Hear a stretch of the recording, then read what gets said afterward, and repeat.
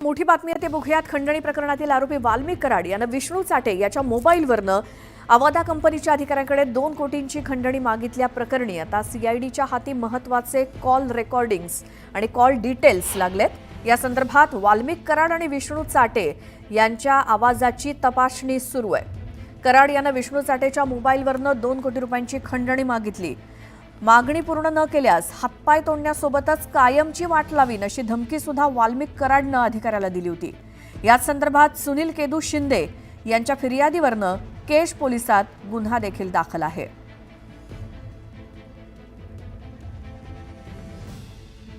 आमचे प्रतिनिधी बीडमधनं सुरेश जाधव आपल्या सोबत आहेत। सुरेश, आता आणखी काय माहिती समोर आली आहे विष्णू चाटे आणि वाल्मिक कराडच्या संभाषणासंदर्भातली? खंडणी प्रकरणातील आरोपी वाल्मिक कराड यांचा आणि जो विष्णू चाटे आहे यांचं जे फोनवरून संभाषण झालं होतं आणि त्या फोनवरून संभाषण करत असताना शिंदे नावाचे जे काही अवादा कंपनीचे अधिकारी आहेत त्यांना 2 कोटी रुपयाची खंडणी मागितली होती। या संदर्भामध्ये जे सुनील शिंदे आहेत त्यांनी सीआयडीकडे आता जी कॉल रेकॉर्डिंग आहे ती कॉल रेकॉर्डिंग दिलेली आहे आणि ही कॉल रेकॉर्डिंग ही अत्यंत महत्त्वाचा पुरावा समजला जाणार आहे। आता याच कॉल रेकॉर्डिंगच्या माध्यमातून धमकी देण्यात आलेली होती आणि 2 कोटी रुपये मागण्यात आले होते। जर 2 कोटी रुपये नाही दिले तर हातपाय तोडण्याची भाषा आणि संपवण्याची देखील भाषा बोलली होती। त्यामुळे या प्रकरणामध्ये आता जी कॉल रेकॉर्डिंग आहे ती सीआयडीनं चौकशीसाठी पाठवलेली, फॉरेन्सिक तपासणीसाठी पाठवलेली आहे। विशेष म्हणजे आपण जर यामध्ये बघितलं तर या दोघांचे जे कॉल रेकॉर्ड आहेत विष्णू चाटे आणि वाल्मिक कराड यांचे जे कॉल व्हॉइस सॅम्पल आहेत ते व्हॉइस सॅम्पल देखील घेतले आहेत। त्यामुळे नेमका या प्रकरणामध्ये ते जर व्हॉइस सॅम्पल व आवाजाचे नमुने जर यामध्ये मॅच झाले तर ही खंडणी मागितली गेली होती अशा पद्धतीने देखील जे पुराव्या आधारे स्पष्ट होईल आणि यामध्ये खंडणी प्रकरणाचे जे काही लिंकेज आहेत हे पुढं जे हत्येचं प्रकरण घडलं होतं संतोष देशमुख हत्या प्रकरण या प्रकरणाशी सुद्धा आहेत का हे देखील पाहणं महत्त्वाचं ठरणार आहे। काल जर आपण बघितलं तर वाल्मिक कराड यांचे जे 3 मोबाईल आहेत हे सीआयडीनं जप्त केले होते आणि ते देखील फॉरेन्सिक तपासणीसाठी पाठवले होते। मात्र अद्यापर्यंत विष्णू चाटे याचा जो मोबाईल आहे तो सापडलेला नाही आणि तो तपासासाठी सहकार्य करत नाही असं देखील तपासी अधिकाऱ्यांचं म्हणणं आहे। त्यामुळे आता विष्णू चाटेचा जो मोबाईल ज्या मोबाईलवरनं ही धमकी दिली गेली होती तो मोबाईल देखील महत्त्वाचा आहे आणि तो देखील शोधला जातोय। मात्र ज्या पद्धतीने शिंदे नावाचे जे अधिकारी आहेत अवादा कंपनीचे त्यांनी ज्या पद्धतीची जी क्लिप आता सीआयडीकडे दिलेली आहे त्यामधून मात्र आता महत्त्वाची जी माहिती आहे आणि जो खंडणीचा प्रकार घडलेला आहे तो खरंच तशा पद्धतीने घडला आहे का हे देखील सत्य समोर येणार आहे। बिलकुल सुरेश, धन्यवाद या सगळ्या माहितीसाठी। तर आता हे कॉल रेकॉर्डिंग्स जे आता पोलिसांच्या हाती लागले त्याची आता कसून चौकशी केली जाईल आणि कदाचित त्यातून आणखी काही धागेदोरे पोलिसांना मिळतील पुढच्या तपासाकरता। पुन्हा या बुलेटिनमध्ये बघूयात सुपरफास्ट 100 बातम्या। वर्ध्याच्या सेलू आणि वर्धा तालुक्यातील पाणी टंचाईचा आढावा घेण्यासाठी राज्यमंत्री पंकज भोयर यांच्या उपस्थितीत बैठक पार पडली। त्यावेळी आढावा तयार करून जिल्हाधिकाऱ्यांकडे पाठवण्याचे निर्देश भोयर यांनी दिले। भुसावळ शहर आणि रेल्वे विभागाला पाणीपुरवठा करणाऱ्या तापी नदीतील अप्पर आणि निम्न बंधाऱ्यातील जलसाठा कमी झालाय। त्यामुळे पालिका आणि रेल्वे विभागानं हातनूर धरणातून पहिल्या आवर्तनाची मागणी केली होती। पाटबंधारे विभाग या आठवड्याच्या अखेरीस आवर्तन देणार आहे। जळगावच्या चोपडा तालुक्यात दरवर्षी प्रमाणे यावर्षी मोठ्या प्रमाणात तूर लागवड करण्यात आली। तुरीची आवक वाढल्यामुळे तुरीला चांगला भाव मिळतोय। प्रति क्विंटल 7,000चा दर मिळाल्यामुळे तूर उत्पादक शेतकरी सुद्धा सुखावलेत।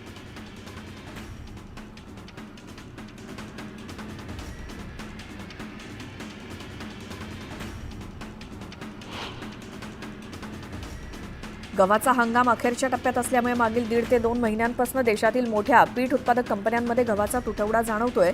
प्रति किलो सरासरी 3 ते 4 रुपये जास्त मोजावे लागतात। त्यामुळे तयार पिठाच्या दरात किलोमागे सरासरी 2 रुपयांनी वाढ होतीये। देशात नैसर्गिक शेतीला प्रोत्साहन देण्यासाठी national mission on natural farming योजना प्रस्तावित करण्यात आली आहे। त्यानुसार खानदेशातील 6,000 हेक्टर क्षेत्रात 120 गटांच्या माध्यमातून नैसर्गिक शेती फुलवली जाणार आहे। त्यात जळगावातील 3,500 हेक्टर क्षेत्राचं उद्दिष्ट आहे। जळगाव जिल्ह्यातील रावेर तालुक्यातील केळी उत्पादक शेतकऱ्यांनी केळीचा पीक विमा काढला। मात्र सुमारे 3,000 शेतकऱ्यांची नावं विमा कंपनीच्या पोर्टलवरती दाखल झालेली नाहीत। त्यामुळे रावेरसोबतच जिल्ह्यामध्ये संतप्त असा सूर आहे। हवामान बदलामुळे भारतातील गहू आणि तांदळाचं उत्पादन 6 ते 10% घटेल। त्यामुळे त्याची महागाई वाढेल। त्यामुळे कोट्यवधी लोकांच्या परवडणाऱ्या अन्नधान्याच्या उपलब्धतेवर अन्न सुरक्षेवरती परिणाम होईल असा इशारा हवामान खात्यानं दिलाय। येत्या काळात पाणी टंचाईचा सामना देखील करावा लागेल। लोणावळ्यामध्ये वाहतूक पोलिसांनी नियम मोडणाऱ्या वाहन चालकांवरती कारवाईचा बडगा उगारला। अवजड 205 वाहनांवरती धडक कारवाई करत तब्बल 2,08,000 रुपयांचा दंड ठोठावला गेलाय. छत्रपती संभाजीनगर शहराच्या नव्या पाणीपुरवठा योजनेमध्ये अडचणीच अडचणी आहेत. पीएमसीच्या कामकाजावरती खंडपीठानं प्रश्नचिन्ह उपस्थित केलंय. देहू रोड इथे महाराष्ट्र नैसर्गिक गॅस लिमिटेड कंपनीच्या वतीनं गॅस वाहतूक पाईपलाईन टाकण्याचं काम सुरू आहे. त्यातील प्लास्टिकचं कोटिंग केलेल्या 27 पाईपला अचानक आग लागली. मात्र अग्निशमन दलाच्या मदतीनं आगीवर नियंत्रण मिळवण्यात यश आल्यानं मोठा अनर्थ टळला. नगरमध्ये विधानसभा निवडणुकीपूर्वी दाखल असलेल्या 52 जणांचे शस्त्र परवाने निलंबित करून बंदुकी जमा करण्यात आल्या होत्या. ही मुदत संपल्यामुळे बंदूक परत मिळवण्यासाठी काहींनी प्रयत्न सुरू केलेत. त्यामुळे गुन्हेगारी पार्श्वभूमी असलेल्यांच्या हाती जिल्हा प्रशासन पुन्हा परवानाधारक बंदूक देणार का हा प्रश्न आहे. अमरावतीमध्ये कडाक्याची थंडी पडली. मात्र या कडाक्याच्या थंडीत सुद्धा पोलीस भरतीच्या शारीरिक चाचणीसाठी तरुण तरुणींचा मैदानावरती सराव सुरूच आहे. एक मोठी बातमी येते टोरेस घोटाळ्याची.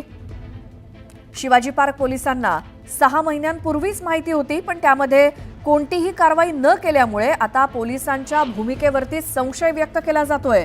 या प्रकरणी शिवाजी पार्क पोलिसांची चौकशी करण्यात येणार असून एसीपी दर्जाच्या अधिकाऱ्यांकडे हा तपास सोपवण्यात आलाय. टोरेस घोटाळ्यासंदर्भात एक मोठी बातमी. 6 महिन्यांपूर्वीपासूनच शिवाजी पार्क पोलिसांना या घोटाळ्याची कल्पना होती. मुंबई पोलिसांच्या एका वरिष्ठ अधिकाऱ्यानं शिवाजी पार्क पोलीस स्टेशनच्या संबंधित अधिकाऱ्याविरोधात चौकशी सुरू केलेली आहे. सूत्रांनी सांगितलं की हा तपास एका एसीपी दर्जाच्या अधिकाऱ्याकडे देण्यात आलाय आणि 6 महिन्यांपूर्वीच टोरेस घोटाळ्याची माहिती असताना सुद्धा पोलिसांनी ठोस पावलं का उचलली नाहीत याची चौकशी आता केली जाणार आहे.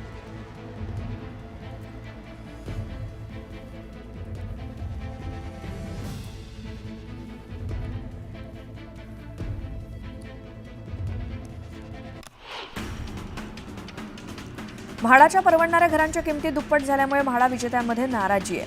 ठाण्यातील म्हाडा विजेत्यांनी गृहनिर्माण मंत्री एकनाथ शिंदे यांची आनंद मठात भेट घेतली. एकनाथ शिंदेंच्या भेटीनंतर आम्हाला न्याय मिळेल असा विश्वास त्यांनी व्यक्त केला. विठ्ठल रुक्मिणी मंत्री समिती आवश्यकतेनुसार आउटसोर्सिंग पद्धतीनं कुशल, अर्धकुशल, अकुशल कर्मचारी नियुक्त करणं आवश्यक असल्यामुळे विहित प्रक्रिया राबवून ई निविदा राबवण्यात आली होती. करारनाम्यातील अटी शर्तींचं पालन होत नसल्यामुळे त्याचा ठेका रद्द करण्यात आल्याची माहिती कार्यकारी अधिकारी राजेंद्र शेळकेंनी दिली. डेंग्यू विषाणू संदर्भात औषधं विकसित करण्यासंदर्भात बामू विद्यापीठानं करार केलाय. बाबासाहेब आंबेडकर मराठवाडा विद्यापीठ आणि राष्ट्रीय विषाणू विज्ञान संस्था पुणे यांच्यात सामंजस्य करार करण्यात आला. अंगणवाडीमध्ये 6,500 पदांसाठी भरती निघाली आहे. या पदासाठी 5वी ते 12वी उत्तीर्ण असलेल्या महिलांना आता अर्ज करता येणार आहे. या पदासाठी वयोमर्यादा 40 वर्षांपेक्षा कमी असणार आहे. यावल पोलिसांच्या वतीनं अवैध गौण खनिज वाहतूक करताना पकडलेल्या वाहनांची पाहणी करण्यात आली. संबंधित वाहन मालकांना नोटीस बजावून सुद्धा दंड न भरलेल्या वाहनांचं परिवहन विभागाकडून मूल्यांकन करूया या वाहनांचा लिलाव केला जाणार आहे. वाढती वाहतूक कोंडी, रस्ते अपघात, वाहन उभं करण्यासाठी जागेचा अभाव, इंधनाचा अमर्याद वापर यावरती निर्बंध आणण्यासाठी वाहन खरेदीवरती नियंत्रण आणण्याचा विचार परिवहन विभाग करतोय. जपानच्या धर्तीवरती याबाबत धोरण राबवलं जाणार आहे.